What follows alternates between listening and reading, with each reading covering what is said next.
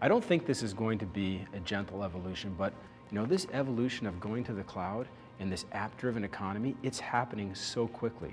We are really at the tip of the iceberg in the sense that the 1990s and early 2000 period, we made a lot of investment in client-server, and that was good for the 1990s and 2000.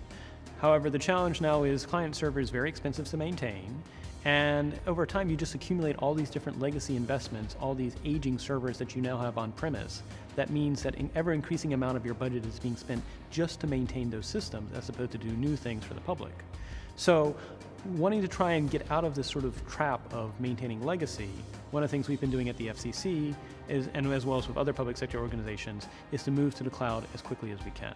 We need to make sure that we have platforms where technologies and processes can be safe and secure for companies to move ahead, but being able to open up, to build the interfaces to the internet, to the global consumer and technology markets, and that is now happening with cloud business. When's the last time you went and checked your bank balance and talked to somebody?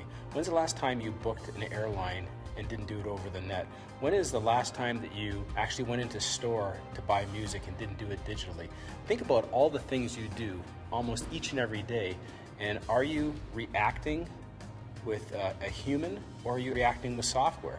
And as every company starts to think about how they're going to react with their customers, it's becoming more application driven. So this isn't just about software companies building software for software's sakes.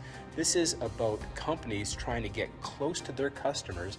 Platforms like Android and many of the cloud platforms that are being created in industry, like Fujitsu with its industrial clouds, are now creating new platforms, new players that will interact and work through interfaces, but not one single player anymore, not even one country being able to control the new markets.